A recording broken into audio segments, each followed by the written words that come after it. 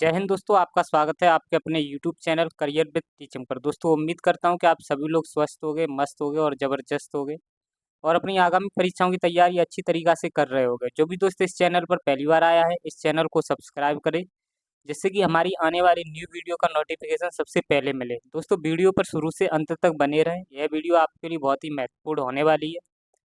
दोस्तों इससे पहले मैंने आपको स्टार्ट करवा दिया था, जिसमें हमने दोस्तों सोलर सिस्टम के बारे में पढ़ रहे थे।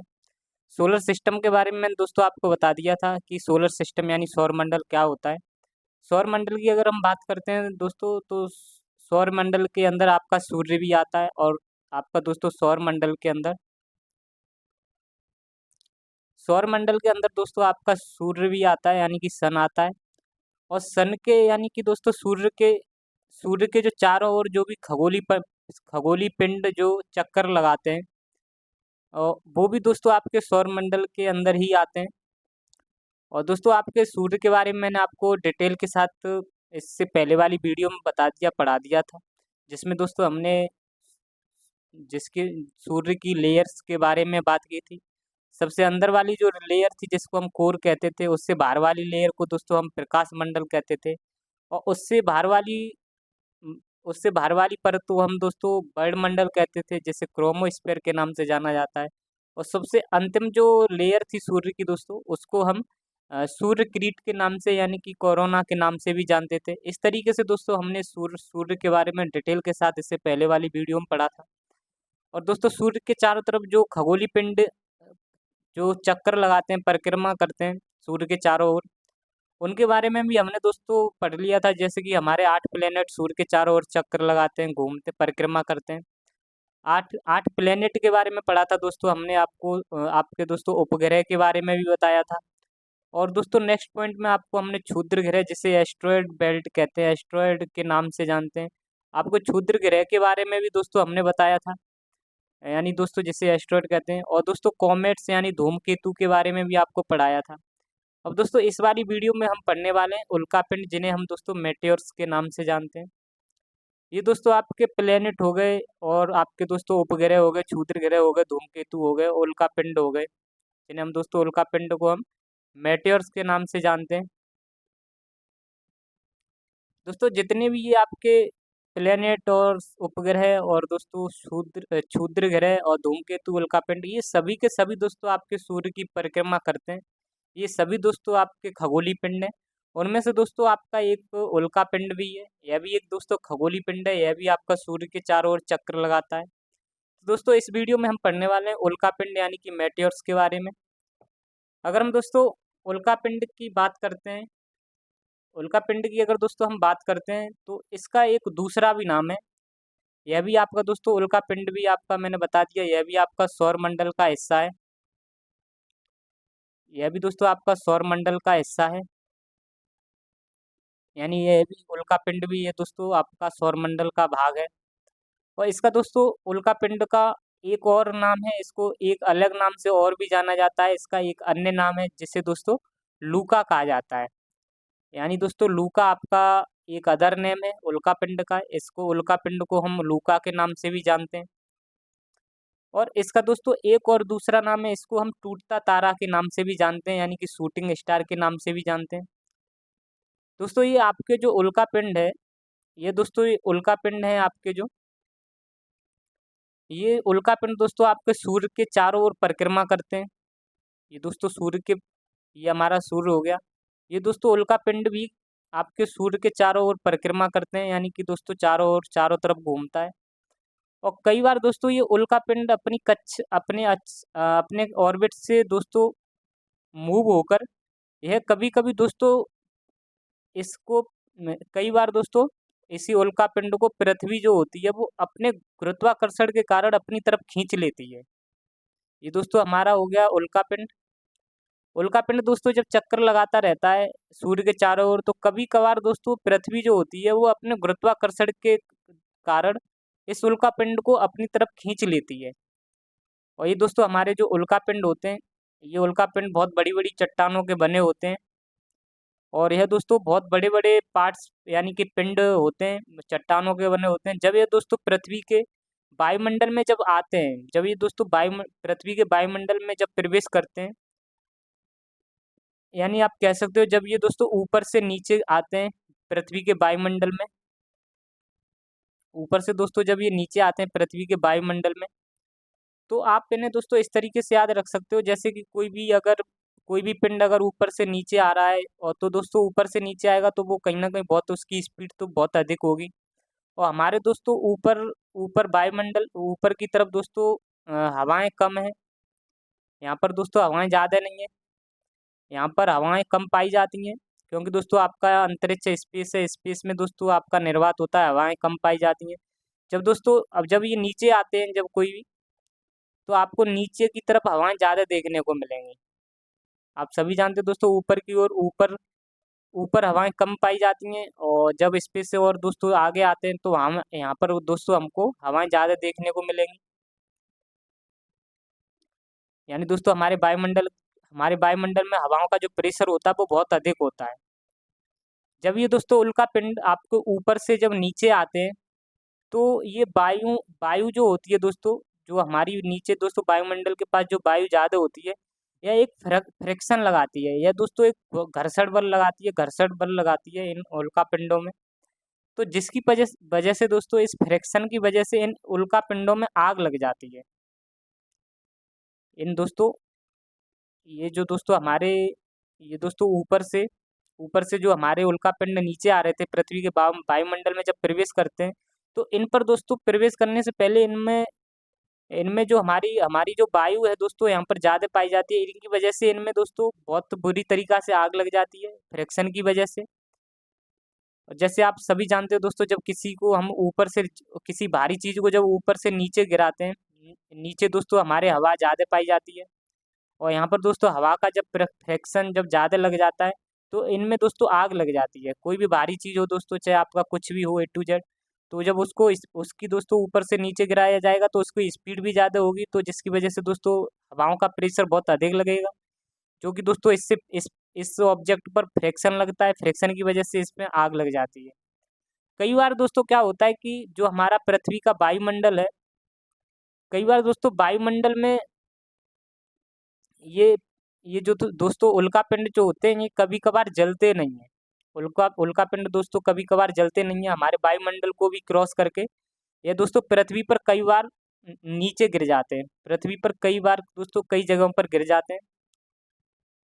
जैसे दोस्तों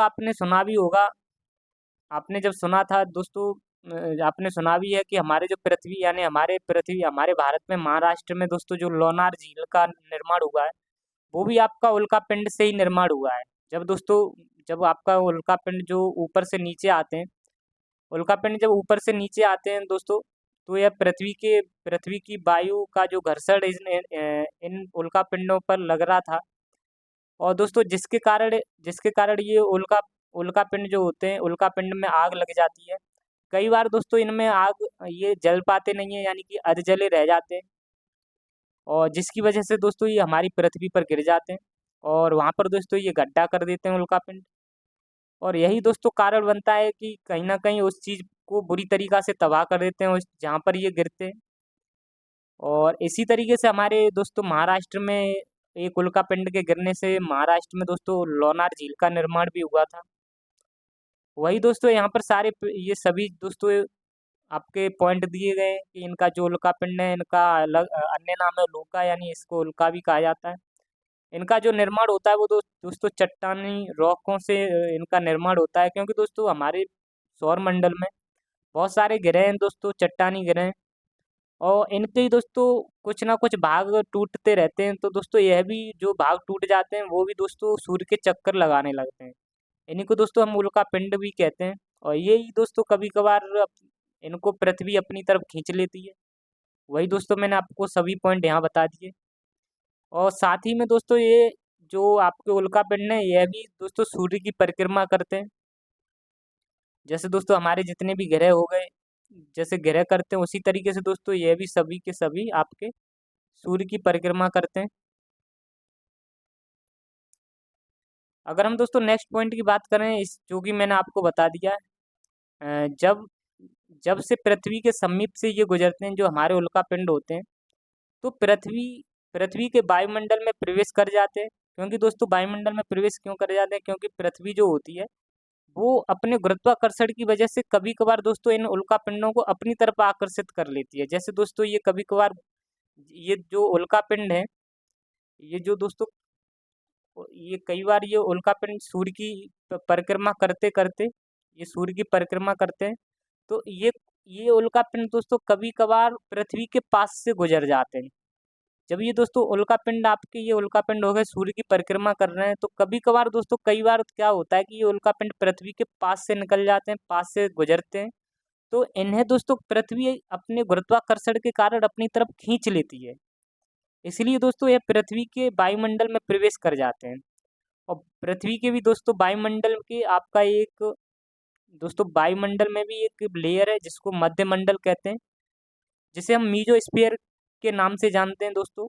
और यह दोस्तों उल्कापिंड जो होते हैं मध्यमंडल में आकर यहाँ पर इन पर बहुत सारा घर्षण यानी फ्रिक्शन लगता है। इसी फ्रिक्शन के कारण दोस्तों ये जलने लगते हैं। आपके दोस्तों क्वेश्चन पूछा जाए कि ये जो उल्कापिंड है वो कहाँ पर आकर जलते हैं, तो यह दोस्तों आपके मीजोस्फीयर यानी कि मध्यमंडल में आकर ये जल जाते हैं आपके। आई होप दोस्तों, उम्मीद करता हूँ कि आपको ये सभी के सभी पॉइंट समझ में आए होंगे। अगर दोस्तों हम पढ़ें आपका, आप सभी ने दोस्तों ये उल्कापिंड के बारे में अच्छी तरीक़ा से जाना होगा। और अगर दोस्तों आपको ये वीडियो अगर अच्छी लगे तो वीडियो को लाइक करें एंड चैनल को सब्सक्राइब भी करें। अब दोस्तों हम पढ़ने वाले हैं जो हमारी पृथ्वी की जो गतियां हैं, जो हमारी पृथ्वी जो गति करती है, यानी कि जो मोशन ऑफ अर्थ, यानी कि हमारी पृथ्वी की गति किस तरीके से होती है। हमारी पृथ्वी ही नहीं दोस्तों, हमारी पृथ्वी एक प्लेनेट है यानी कि ग्रह है। हमारे जितने भी दोस्तों सौरमंडल में जितने भी ग्रह हैं, 8 ग्रह हैं, ये सभी के सभी दोस्तों सूर्य की परिक्रमा करते हैं, यानी कि ये सभी के सभी ग्रह गति करते हैं। और यह जो गति करते हैं वो दोस्तों दो दो टाइप की गति करते हैं, यानी ये जो गति करते हैं वो 2 तरीके की गति करते हैं। जिसमें से दोस्तों पहली जो गति है वो आपकी घूर्णन गति है, जिसे हम दोस्तों रोटेशन भी कहते हैं। और दोस्तों दूसरी जो गति है, पहली हमारी गति होगी दोस्तों घूर्णन, जिसे हम रोटेशन कहते हैं।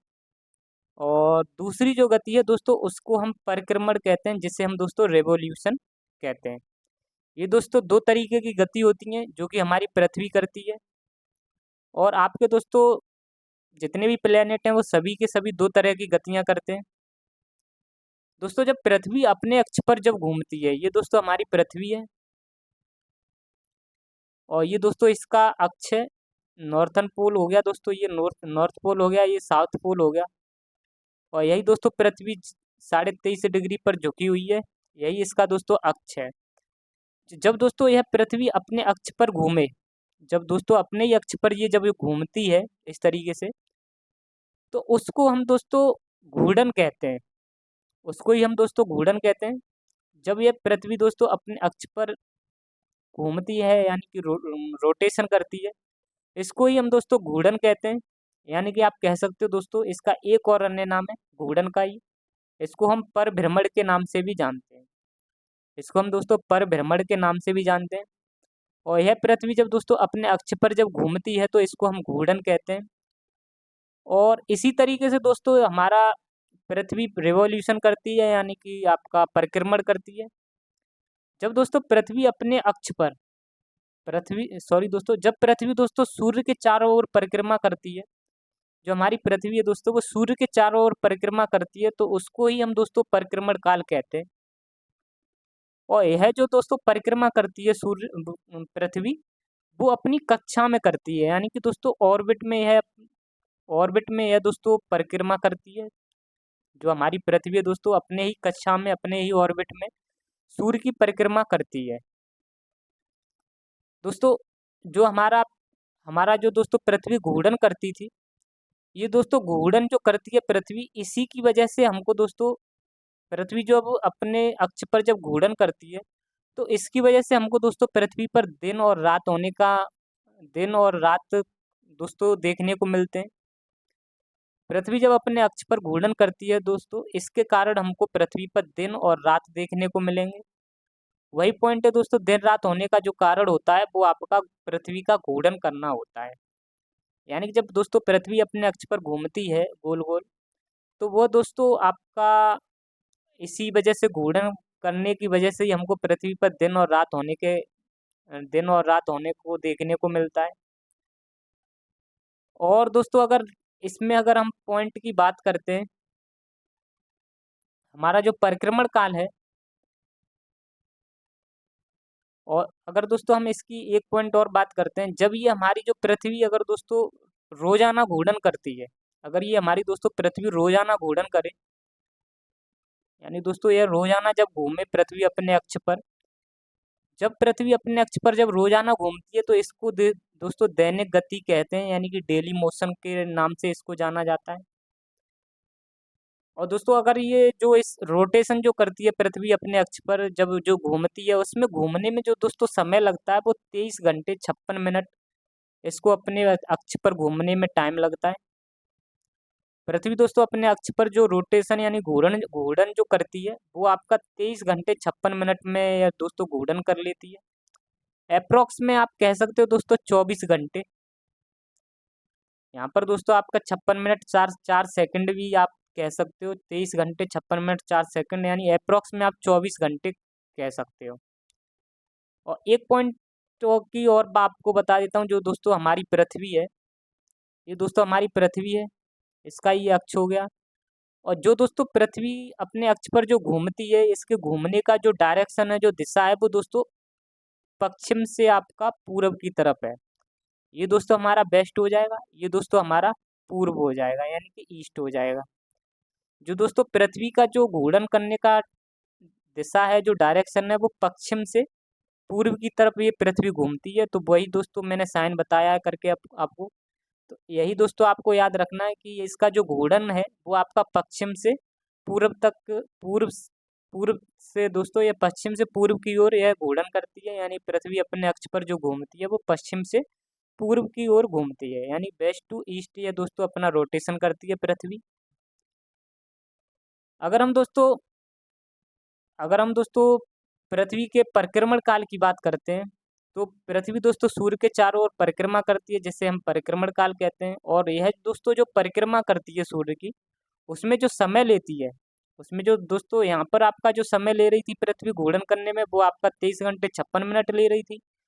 और परिक्रमा करने में दोस्तों जो समय लेती है वो आपका 365 दिन और 5 घंटे 48 मिनट 48 सेकंड का दोस्तों ये समय लेती है। यह पॉइंट आपको दोस्तों समझ में आया होगा। यह पॉइंट दोस्तों आपको समझ में आया होगा। अगर हम दोस्तों बात करते हैं 365 दिन और 5 घंटे और 48 मिनट में यह परिक्रमा पूरी कर लेती है। और इसी दोस्तों 65 वर्ष को ही हम एक वर्ष कहते हैं। इसी 65 वर्ष को हम दोस्तों, यानी कि 365 दिन को ही हम एक वर्ष कहते हैं। और जो दोस्तों हमारा आप सभी जानते हो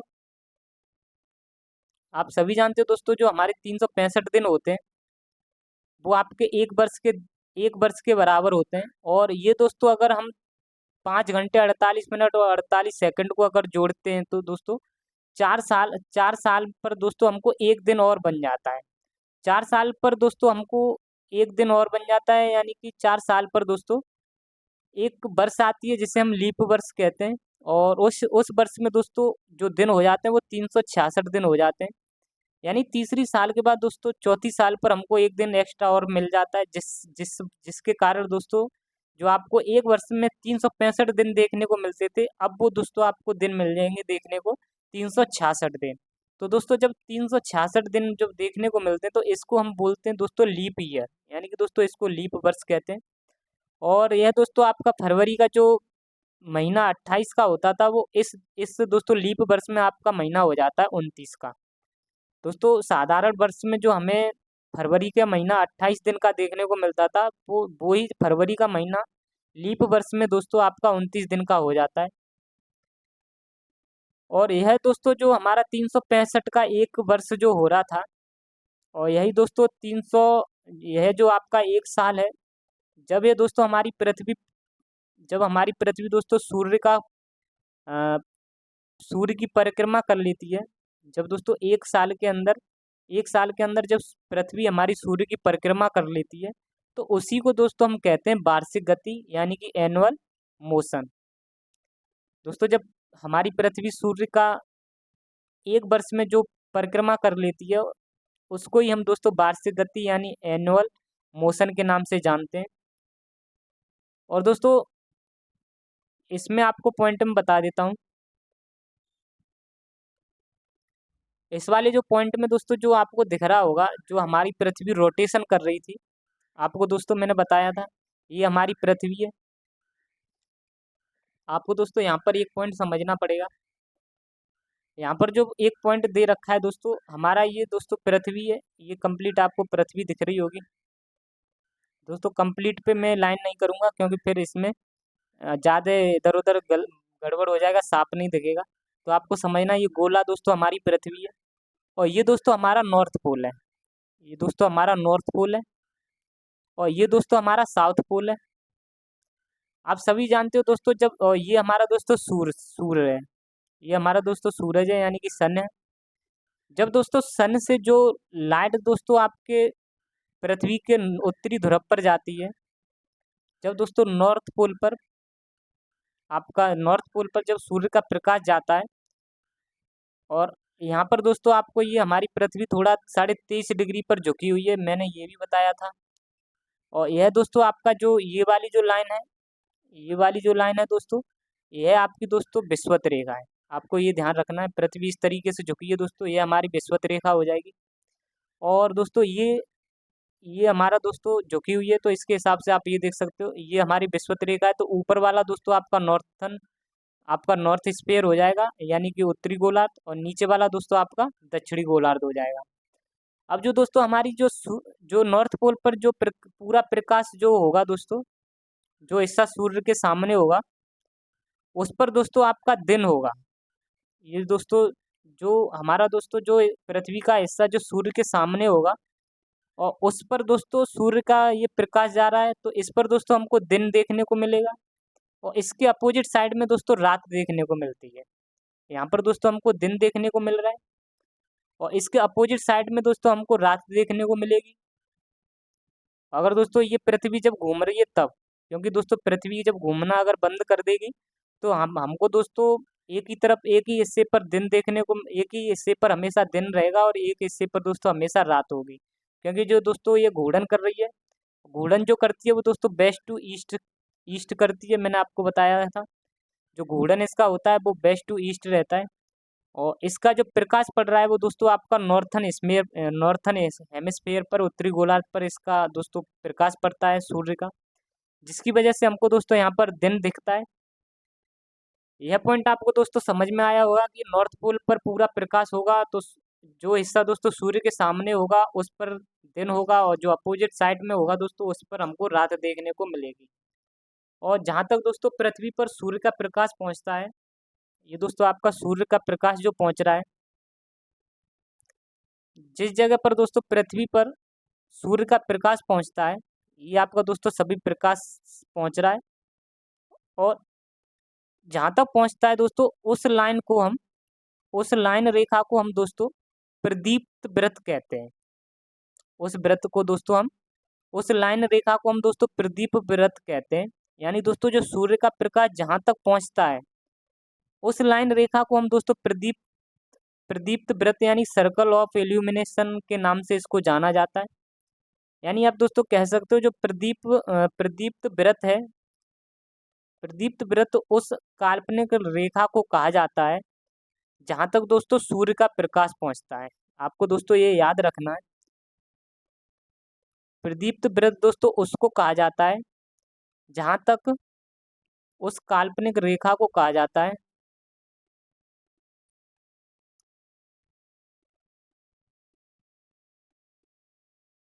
जहाँ तक दोस्तों सूर्य का प्रकाश पहुँचता है।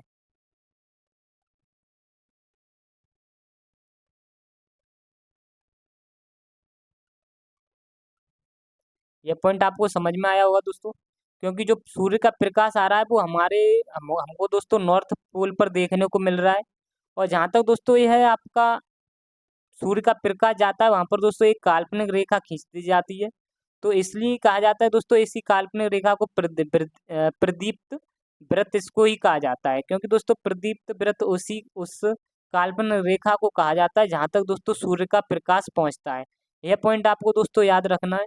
जो प्रदीप्त वृत्त है दोस्तों यही आपका दिन और रात का दोस्तों विभाजन करता है।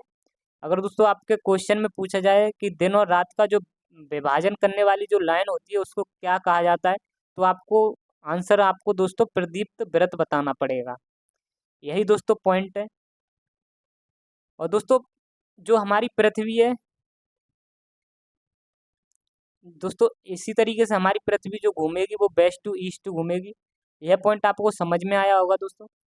अब इसमें दोस्तों जो हमारी पृथ्वी है वो सूर्य के चारों ओर परिक्रमा करती है, यानी कि जो दोस्तों रेवोल्यूशन करती है, जिसकी वजह से दोस्तों हमको पृथ्वी पर ऋतु परिवर्तन देखने को मिलते हैं। यह दोस्तों मैं आपको परिक्रमण काल में बता रहा हूँ, परिक्रमण में दोस्तों बता रहा हूँ। यह दोस्तों आपको समझना है। जब हमारी दोस्तों जो पृथ्वी है वो सूर्य के चारों ओर दोस्तों जो परिक्रमा करती है, मैंने आपको बताया भी था ये कि दोस्तों हमारे हमारे जितने भी प्लेनेट हैं वो सूर्य के चारों ओर एक इलेप्टिकल पथ यानी दीर्घ वृत्ताकार मार्ग में दोस्तों सूर्य की परिक्रमा करते हैं। मैंने आपको बताया था दोस्तों हमारी पृथ्वी भी दीर्घ वृत्ताकार मार्ग में ही परिक्रमा करती है। जितने भी हमारे दोस्तों ग्रह हैं वो सभी के सभी दीर्घ वृत्ताकार मार्ग में गति करते हैं, यानी कि दीर्घ वृत्ताकार पथ पर ये गति करते हैं। जितने भी ग्रह हों, चाहे पृथ्वी हो, चाहे दोस्तों हमारा मंगल हो, चाहे बुध हो, चाहे बृहस्पति, सभी के सभी दोस्तों 8 प्लेनेट हमारे सूर्य की परिक्रमा इसी दीर्घ वृत्ताकार मार्ग पर ही करते हैं। और दोस्तों वो भी अपने अपनी अपनी ऑर्बिट में करते हैं ये सभी सभी परिक्रमा, जिसकी वजह से दोस्तों हमको ऋतु परिवर्तन देखने को मिलता है।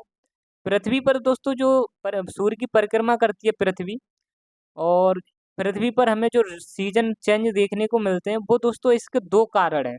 क्योंकि दोस्तों सूर्य सूर्य की जब हमारी पृथ्वी परिक्रमा करती है तो पृथ्वी पर आप सभी जानते हो कि कभी वर्षा होगी, कभी दोस्तों ठंड पड़ेगी, कभी आपकी गर्मी पड़ती है। तो ये सभी दोस्तों जो घटना देखने को मिलती है इसके दो कारण हैं। पहला तो दोस्तों जब हमारी पृथ्वी परिक्रमा करती है यानी कि रेवोल्यूशन करती है, एक तो यह दोस्तों कारण हो जाता है। और दूसरा जो कारण है वो दोस्तों हमारी पृथ्वी अपने अक्षीय झुकाव पर है, इसलिए दोस्तों हमारी पृथ्वी जो अक्षीय झुकाव है, एक तो दूसरा कारण ये है, और पहला कारण दोस्तों आपका परिक्रमण काल है। दोस्तों हमारी पृथ्वी जो सूर्य की परिक्रमा करती है उसमें परिक्रमा करती है दोस्तों, एक तो ये कारण हो जाएगा सूर्य की जो सूर्य की परिक्रमा करती है, एक तो ये कारण हो जाएगा। और पृथ्वी हमारे जो पृथ्वी अपने अक्ष पर झुकी है, एक तो दूसरा ये कारण हो जाएगा। इसकी वजह से हमको दोस्तों ऋतु देखने को परिवर्तन देखने को मिलती है। अब दोस्तों हम यही देखना चाहेंगे कि जो हमारी पृथ्वी पर ऋतु परिवर्तन कैसे होते हैं उनको हम देखेंगे इस मैप के थ्रू। यह जो दोस्तों मैप आपको देखना है, ये आपको बहुत सावधानी से देखना है। इसके द्वारा हम दोस्तों अब ऋतुओं के बारे में देखेंगे, ऋतु परिवर्तन हमको देखने को क्यों मिलती हैं। दोस्तों आपको बता देता हूँ, ये हमारा सूर्य है, ये हमारा दोस्तों सूर्य है। आपको मैं इस पे ज़्यादा दोस्तों इधर उधर नहीं लाइन चलाऊंगा, नहीं तो फिर आपको ये मैप ये दोस्तों आपको चित्र है ना, फिर बन आपको दोस्तों थोड़ा दिमाग से ऊपर निकल जाएगा, फिर समझ में नहीं आएगा। दोस्तों ये हमारा सूर्य है और ये दोस्तों हमारी पृथ्वी है। ये आपको देखना है, ये हमारी पृथ्वी है और ये हमारा सूर्य है। और दोस्तों ये हमारी जो पृथ्वी है, मैंने आपको बताया था ये दोस्तों 23.5 डिग्री पर झुकी है। ये दोस्तों आपकी जो है 23.5 डिग्री पर झुका हुआ है। ऊपर का हमारा नॉर्थ पोल हो जाएगा और नीचे का साउथ पोल हो जाएगा। ये भी पॉइंट आपको समझ में आ रहा होगा दोस्तों, बहुत ध्यान से आपको सुनना है। और दोस्तों अगर हम बात करते हैं हमारा ये नॉर्थ पोल है, जब दोस्तों हमारे नॉर्थ पोल पर जो प्रकाश जा रहा होता है सूर्य का, ये दोस्तों जो ये हमारा सूर्य है दोस्तों, सूर्य का जो दोस्तों प्रकाश जा रहा होता है हमारे पृथ्वी के नॉर्थ पोल पर, तो यहाँ पर दोस्तों हमको यहाँ पर हमारा प्रकाश ये हो जाएगा। और इधर दोस्तों हमारा अंधेर, यहाँ पर जब प्रकाश होगा तो यहाँ दिन होगा, लाइट होगी। और इधर अंधेरा हो जाएगा। ये एक पॉइंट और आपको इसमें ध्यान रखना है दोस्तों, ये हमारी विषुवत रेखा है। इसको दोस्तों हम, ये हमारी विषुवत रेखा है। ये आपको ध्यान रखना है दोस्तों, ये हमारी विषुवत रेखा है। और इसमें भी ये वाली हमारी दोस्तों कर्क रेखा है, ये हमारी मकर रेखा है। तो आपको ये पॉइंट दोनों याद रखने दोस्तों, ये हमारी कर्क रेखा, के फॉर कर्क रेखा, और ये दोस्तों एम फॉर मकर रेखा है। जब दोस्तों सूर्य, जब सूर्य का जो प्रकाश होता है, ये हमारा सूर्य का प्रकाश जा रहा है दोस्तों, जब जब सूर्य का प्रकाश दोस्तों आपका लंबवत पड़ता है, ये दोस्तों आपका लंबवत पड़ रहा है कि नहीं पड़ रहा है, यहाँ पर सूर्य सीधा, सूर्य का प्रकाश सीधा का सीधा पड़ रहा है कि नहीं पड़ रहा है। जब दोस्तों सूर्य का प्रकाश लंबवत पड़ रहा है, और वो भी कर्क रेखा पर, ये हमारी कर्क रेखा है, यहाँ पर दोस्तों सूर्य का प्रकाश लंबवत पड़ रहा है। और यह स्थिति दोस्तों हमको कब देखने को मिलती है, सूर्य का प्रकाश जब कर्क रेखा पर सीधा पड़ता है दोस्तों, तो यह स्थिति हमको दोस्तों कब देखने को मिलती है, ये स्थिति दोस्तों हमको 21 जून को देखने को मिलती है। यानी दोस्तों 21 जून को जब सूर्य की किरणें कर्क रेखा पर उत्तरी गोलार्ध में दोस्तों पड़ती हैं, जब दोस्तों सूर्य की किरणें कर्क रेखा पर वो भी लंबवत कर्क रेखा पर, दोस्तों सूर्य की किरणें लंबवत कर्क रेखा पर उत्तरी गोलार्ध में जब पड़ती हैं, तो यहाँ पर दोस्तों सूर्य का ज्यादा प्रकाश होता है। यही पॉइंट दोस्तों बताना चाह रहा हूँ कि 21 जून को सूर्य की किरणें कर्क रेखा पर, वो भी लंबवत, और उत्तरी गोलार्ध में दोस्तों जब पड़ती हैं, तो यहाँ पर सूर्य का ज्यादा प्रकाश देखने को मिलता है, जिसकी वजह से दोस्तों आपको यहाँ पर सबसे बड़े दिन और सबसे दोस्तों छोटी रातें देखने को मिलेंगे। क्योंकि दोस्तों यहाँ पर 21 जून को सबसे बड़ा दिन देखने को मिलेगा, और रातें दोस्तों सबसे छोटी देखने को मिलेंगी। यह दोस्तों जब होता है, जब हमारा सूर्य सूर्य का प्रकाश लंबवत कर्क रेखा पर उत्तरी गोलार्ध में जब दोस्तों पड़ता है 21 जून को, तब यह घटना दोस्तों हमको देखने को मिलती है, जो कि 21 जून को यानी दोस्तों उत्तरी गोलार्ध में सबसे बड़े दिन होंगे और सबसे छोटी रात देखने को मिलेंगी। वही दोस्तों पॉइंट लिखा है मैंने यहाँ पर, जो 21 जून को दोस्तों कर्क रेखा पर सूर्य की किरणें लंबवत पड़ती हैं, और इसलिए दोस्तों यहाँ पर उत्तरी गोलार्ध में यहाँ पर सूर्य का प्रकाश ज़्यादा देखने को मिलता है, और जिसकी वजह से दोस्तों उत्तरी गोलार्ध में सबसे बड़े दिन होते हैं, और दोस्तों सबसे छोटी रातें होती हैं। यहाँ दोस्तों आपको ध्यान रखना है, ये सबसे छोटी रातें लिखा है दोस्तों, उत्तरी गोलार्ध में सबसे बड़े दिन और सबसे छोटी रातें होती हैं। क्योंकि दोस्तों क्यों होती हैं, क्योंकि यहाँ पर सूर्य का प्रकाश लंबवत पड़ रहा है उत्तरी गोलार्ध में, सूर्य का प्रकाश दोस्तों आपका कर्क रेखा पर पड़ रहा है, वो भी लंबवत दोस्तों उत्तरी गोलार्ध में। ये दोस्तों लंबवत हुआ कि नहीं हुआ, ये हमारा कर्क रेखा है, और ये सीधी की सीधा प्रकाश पड़ रहा है। तो यही दोस्तों है पॉइंट, कि जब सूर्य का प्रकाश लंबवत पड़ रहा होता है कर्क रेखा पर 21 जून को, 21 जून की 21 जून को दोस्तों, तो इस दिन हमारे उत्तरी गोलार्ध में सबसे बड़े दिन होते हैं और सबसे छोटी रातें होती हैं। जब दोस्तों उत्तरी गोलार्ध में जब यह घटना 21 जून को होती है, जब यह दोस्तों घटना 21 जून को होती है, इसी चीज को दोस्तों हम, इसी चीज को दोस्तों ग्रीष्म अयनांत के नाम से जानते हैं।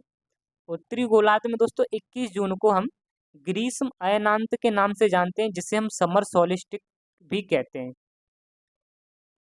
उत्तरी गोलार्ध में दोस्तों ग्रीष्म अयनांत कब होता है, ये आपको क्वेश्चन पूछ लिया जाए कि उत्तरी गोलार्ध में ग्रीष्म अयनांत या समर सोलिस्टिक कब होता है, तो आपको बताना होगा 21 जून को। यह पॉइंट आपको याद रखना है दोस्तों। ये हमारा दोस्तों जून था। यहाँ पर जून में दोस्तों पृथ्वी हमारी दोस्तों, यहाँ पर जून का महीना था। 21 जून को दोस्तों सूर्य की किरणें यहाँ पर लंबवत पड़ती हैं। फिर दोस्तों फिर दोस्तों तीसरे महीने बाद जब हमारी दोस्तों पृथ्वी जब अलग शिफ्ट होगी, जैसे जून के बाद दोस्तों जुलाई आएगा, और फिर अगस्त आएगा। जुलाई के बाद दोस्तों अगस्त आएगा, फिर हमारी दोस्तों पृथ्वी यहाँ पर पहुंच जाएगी सितंबर के महीने में। जब हमारी दोस्तों यहाँ पृथ्वी सितंबर में वो पहुंच जाएगी, यहाँ सितंबर में, सितंबर के बाद यहाँ अक्टूबर में आएगी, और अक्टूबर में दोस्तों आएगी फिर नवंबर में, और फिर दोस्तों 3 महीने बाद यहाँ पर दिसंबर में पृथ्वी यहाँ पहुँच जाएगी। और दिसंबर के बाद दोस्तों हमारा जनवरी आएगा, फिर फरवरी, फिर मार्च में पृथ्वी हमारी ये आ जाएगी। और फिर दोस्तों मार्च के बाद अप्रैल और मई, और फिर दोस्तों जून में पृथ्वी हमारी यहाँ आ जाएगी। यानी कि दोस्तों 3-3 महीने के बाद यह चलता रहता है। 3 महीने बाद दोस्तों सितंबर में यहाँ पहुँच जाती है। फिर दोस्तों 3 महीने बाद दिसंबर में, 3 महीने बाद मार्च में यहाँ पृथ्वी पहुँच जाएगी और दोस्तों 3 महीने के बाद जून में पहुँच जाएगी। जब ये दोस्तों आमने-सामने जब पृथ्वी पहुँचती हैं, आमने-सामने दोस्तों इनको पहुँचने में 6 महीना लग जाता है। दोस्तों ये वाले पॉइंट पहले मैं आपको बता देता हूँ क्योंकि लंबवत यहाँ पे भी पृथ्वी की सूर्य की किरणें लंबवत पड़ती हैं। तो यह पॉइंट आपको दोस्तों बता दे रहा हूँ, फिर ये वाले पॉइंट बताऊँगा। जब दोस्तों मैंने इससे पहले बताया था सूर्य की किरणें यहाँ पर कर्क रेखा पर पड़ रही थी। सूर्य की किरणें दोस्तों पृथ्वी पर कर्क रेखा पर पड़ रही थी। और जब हमारी पृथ्वी यहाँ आ जाती है दिसंबर के महीने में, तो दोस्तों मैंने आपको बताया था पृथ्वी हमारी 23.5 डिग्री पर झुकी हुई है यानी टेढ़ी है। तो ये हमारी जो लाइन है दोस्तों, ये हमारी दोस्तों विषुवत रेखा है। मैं मात्र दोस्तों विषुवत रेखा पर ही आपको लाइन करके दिखाऊंगा क्योंकि फिर हौच पौच हो जाएगा तो दोस्तों आपको क्लिक नहीं करेगा, फिर दोस्तों समझ नहीं आएगा। और ये दोस्तों हमारी कर्क रेखा हो गई और ये हमारी दोस्तों मकर रेखा हो गई। ये वाली दोस्तों हमारी मकर रेखा हो गई, ये हमारी कर्क रेखा हो गई। ये पॉइंट आपको समझना है दोस्तों। इससे पहले मैंने दोस्तों 21 जून को बताया था कि सूर्य की किरणें उत्तरी गोलार्ध में 21 जून को कर्क रेखा पर लंबवत पड़ती थी। अब दोस्तों हमारे यहाँ पर अब यहाँ पर दोस्तों हमारी सूर्य की किरणें मकर रेखा पर लंबवत पड़ेंगी। अब यहाँ दोस्तों सूर्य का जो प्रकाश रहेगा वो सीधा मकर रेखा पर जा रहा है। यहाँ पर दोस्तों ये सूर्य का जो प्रकाश है सीधा मकर रेखा पर जा रहा है। ये हमारी दोस्तों मकर रेखा है और मकर यानी सीधा जो सूर्य का प्रकाश है मकर रेखा पर पड़ेगा। और जो दोस्तों ऊपर वाली जो रेखा है हमारी कर्क रेखा ऊपर अब चली जाएगी यहाँ पर। तो यहाँ पर दोस्तों कर्क रेखा पर जो भी देश ऊपरी उत्तरी गोलार्ध में दोस्तों यहाँ पर अब ठंडे देखने को आपको मिलेंगे। और यहाँ दोस्तों कर्क रेखा मकर रेखा पर आपको यहाँ पर जो एक महाद्वीप स्थित है जो आप जानते हो जिसका नाम ऑस्ट्रेलिया महाद्वीप है, यहाँ पर हमको गर्मी देखने को मिलेगी। यानी दोस्तों जहाँ पर आपका सूर्य का प्रकाश होगा वहाँ पर हमको गर्मी देखने को मिलेगी। यानी कि दोस्तों हमारा ये दक्षिणी गोलार्ध है। तो दक्षिणी गोलार्ध पर सूर्य का प्रकाश सीधा लंबवत पड़ रहा है और यहाँ पर दोस्तों दक्षिणी गोलार्ध में हमको गर्मी देखने को मिलेगी। और यह दोस्तों जो घटना देखने को मिलती है हमको 22 दिसंबर को देखने को मिलती है। 22 दिसंबर को यहाँ पर दोस्तों सूर्य का जो प्रकाश होता है वो आपका मकर रेखा पर लंबवत पड़ता है, जिसकी वजह से दोस्तों यहाँ पर अधिक गर्मी होती है। और दोस्तों यही कारण है जो पृथ्वी रोटेशन कर रही थी, जो परिक्रमण कर रही थी, इसी यही कारण है कि इसकी वजह से हमको ऋतु देखने को मिल रही थी। यहाँ पर दोस्तों कर्क रेखा पर जब सूर्य की लंबवत किरणें पड़ रही थी तो यहाँ गर्मी थी। अब यहाँ दोस्तों मकर रेखा पर जब सूर्य की किरणें लंबवत पड़ रही हैं तो यहाँ पर दोस्तों हमको यहाँ गर्मी देखने को मिल रही है। वो भी और ऊपर दोस्तों हमको उत्तरी गोलार्ध में सर्दियाँ देखने को मिलती हैं। जब यहाँ पर दोस्तों 22 दिसंबर में आप सभी जानते हो कि भारत दोस्तों उत्तरी गोलार्ध में पड़ता है। यहाँ पर 22 दिसंबर में दोस्तों बहुत गर्मी ठंड पड़ती है। और यही दोस्तों आपका ये एक अक्षी झुकाव और एक दोस्तों पृथ्वी की जो सूर्य की परिक्रमा जो करती है, यही दोस्तों कारण है यहाँ पर ऋतु देखने को मिलती है। और 22 दिसंबर में दोस्तों आपको ये पॉइंट बता दिया, उत्तरी गोलार्ध में आपको ठंडे देखने को मिलती हैं, यहाँ ठंडे पड़ती हैं। और जिसकी वजह से दोस्तों हम इसको 22 दिसंबर को हम शीत अयनांत के नाम से भी जानते हैं।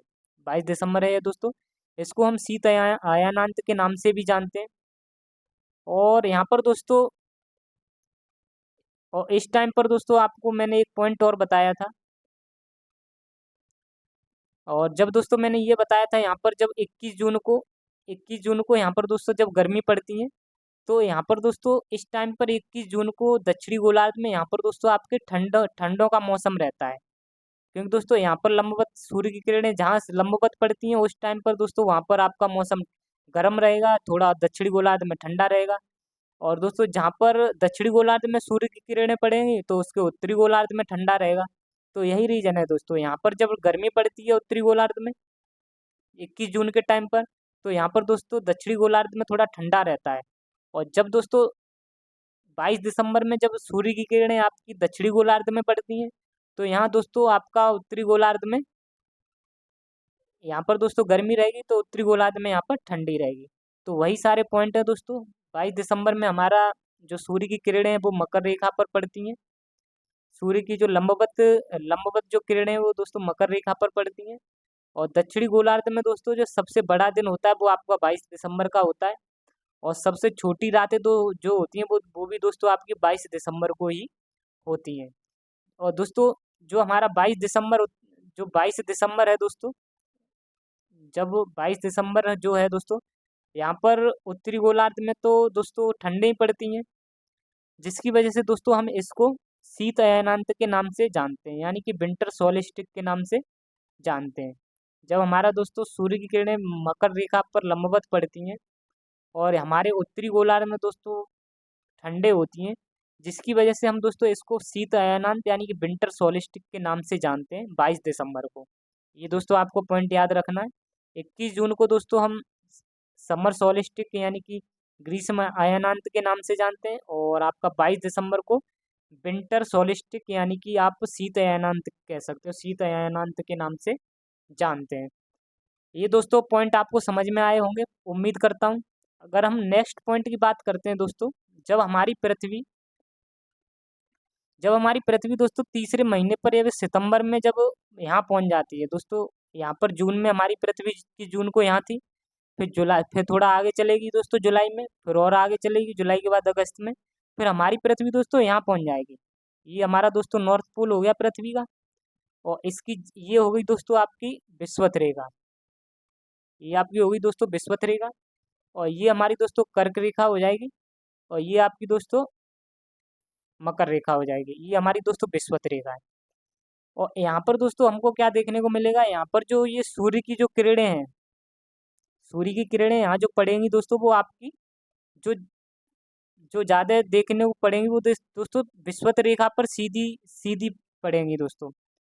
सूर्य की किरणें आपकी जो पड़ेंगी विषुवत रेखा पर सीधी पड़ेंगी, और यह जो समय होता है वो दोस्तों आपका 23 सितंबर का होता है। 23 सितंबर को दोस्तों सूर्य की किरणें जो होती हैं वो सीधी विषुवत रेखा पर पड़ती हैं, और यहाँ दोस्तों 23 सितंबर को सूर्य की जो लाइट होती है ना ही कर्क रेखा पर पड़ती है और ना ही दोस्तों आपकी मकर रेखा पर पड़ती है। यह सीधी विषुवत रेखा पर यह दोस्तों सूर्य की लाइट जो पड़ती है यानी कि सन की जो लाइट पड़ती है वो सीधी यानी परपेंडिकुलर दोस्तों आपकी विषुवत रेखा पर ही पड़ेगी।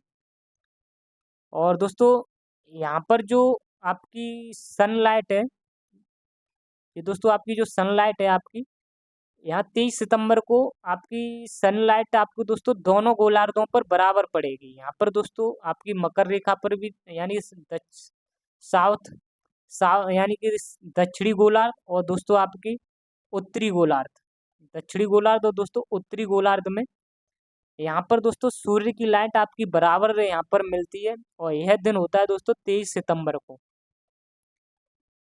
दोस्तों मैंने आपको बताया था जो 21 जून था, 21 जून को आपकी कर्क रेखा पर सनलाइट थी, तो आपका दोस्तों उत्तरी गोलार्ध को मिला है। 21 जून को दोस्तों कर्क रेखा पर सनलाइट थी, तो हमें उत्तरी गोलार्ध पर यह देखने को मिलता है। और जब दोस्तों हमारी जो लाइट अगर 22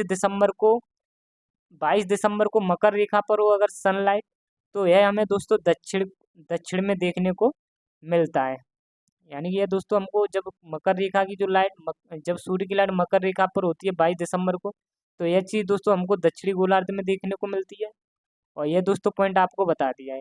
लेकिन दोस्तों यह जो आपका 23 सितंबर है, 23 सितंबर को दोस्तों जो सूर्य की लाइट होती है वो आपकी भूमध्य रेखा पर सीधी पड़ती है लंबवत यानी कि आपकी विषुवत रेखा पर, और यहाँ पर दोस्तों 23 सितंबर को ही सूर्य की लाइट दोनों गोलार्धों पर बराबर पड़ती है। सूर्य की जो दोस्तों यानी दोनों गोलार्धों पर सूर्य का जो प्रकाश हमको देखने को मिलता है बराबर इधर भी जाएगा दोस्तों इधर भी जाएगा।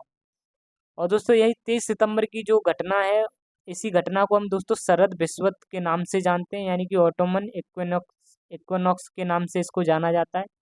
विश्व का मतलब होता है दोस्तों बराबर, तो ये दोस्तों बराबर हो जाता है। यहाँ पर हमको दोनों गोलार्धों पर सूर्य का जो प्रकाश होता है वो आपका बराबर देखने को मिलता है। इसी की तरह दोस्तों हमारा जो जब सूर्य 21 मार्च को यहाँ पहुँचता है, जब हमारी पृथ्वी दोस्तों 21 मार्च को यहाँ पहुँचती है, यह दोस्तों हमारा नॉर्थ पोल हो जाएगा, ये साउथ पोल हो जाएगा, और ये हमारा दोस्तों हो जाएगा आपका कर्क रेखा, और इसके बाद दोस्तों ये हमारी मकर रेखा हो जाएगी, और ये दोस्तों हमारी कर्क रेखा हो जाएगी। यहाँ पर भी दोस्तों आपको जो घटना देखने को मिलेगी, यहाँ पर भी आपका जो सूर्य का प्रकाश रहेगा वो आपका लंबवत आपका विषुवत रेखा पर ही यहाँ पर सूर्य का प्रकाश पहुँचता है। 21 मार्च को भी दोस्तों सूर्य का प्रकाश विषुवत रेखा पर पहुँचता है, और यहाँ पर भी दोनों गोलार्धों पर सूर्य की जो लाइट होती है वो दोस्तों बराबर पहुँचती है। आपका दोस्तों उत्तरी गोलार्ध और दक्षिणी गोलार्ध, यहाँ पर दोनों दोनों गोलार्धों पर जो सूर्य का प्रकाश पहुँचता है दोस्तों बराबर पहुँचता है। यह घटना आपको 21 मार्च को देखने को मिलेगी। तो यही पॉइंट लिखा है दोस्तों, 21 मार्च को भी भूमध्य रेखा पर आपका सूर्य का प्रकाश विषुवत रेखा पर लंबवत पड़ता है। यहाँ पर दोस्तों आपका जो दोनों गोलार्ध हैं वहाँ पर आपका सनलाइट जो होती है वो बराबर मिलती है देखने को, और जिसको दोस्तों हम इस 21 मार्च की घटना को कहते हैं बसंत विश्व, यानी स्प्रिंग इक्विनॉक्स के नाम से जाना जाता है। यानी कि यहाँ पर दोस्तों दोनों गोलार्ध में बराबर सनलाइट मिलती है। विश्व का मतलब होता है दोस्तों बराबर। ये दोस्तों यहाँ पर 21 मार्च को हमको इन दोनों 21 मार्च को भी दोस्तों हमें दोनों गोलार्धों पर सूर्य का प्रकाश बराबर देखने को मिलता है। इसी में दोस्तों कुछ एक आपको पॉइंट मैंने बताया है। 21 मार्च को दोस्तों और आपका 23 सितंबर को, 21 मार्च को दोस्तों और आपकी 23 सितंबर को एक घटना होती है जिसको हम कहते हैं दोस्तों विश्व विश्व की घटना होती है, इक्विनॉक्स जिसे कहते हैं। इसका मतलब होता है दोस्तों बराबर, यानी कि इक्वल। 21 मार्च और 23 सितंबर को एक घटना होती है जिसे हम विषुव यानी इक्विनॉक्स कहते हैं, जिसका मतलब होता है बराबर यानी इक्वल। यहाँ पर दोस्तों जो सूर्य का प्रकाश भूमध्य रेखा पर पड़ता है, जो सनलाइट भूमध्य रेखा यानी इक्वेटर पर जो देखने को मिलती है, यानी कि यहाँ पर जो सूर्य का प्रकाश होता है वो दोस्तों सीधा पड़ता है, यानी परपेंडिकुलर पड़ता है। और जिसकी वजह से दोस्तों हमको 21 मार्च 23 सितंबर को आपको दोस्तों इन दोनों दिन 21 मार्च को भी और 23 सितंबर, इन दोनों दिनों को दोस्तों दिन और रात जो होते हैं वो आपके बराबर होते हैं।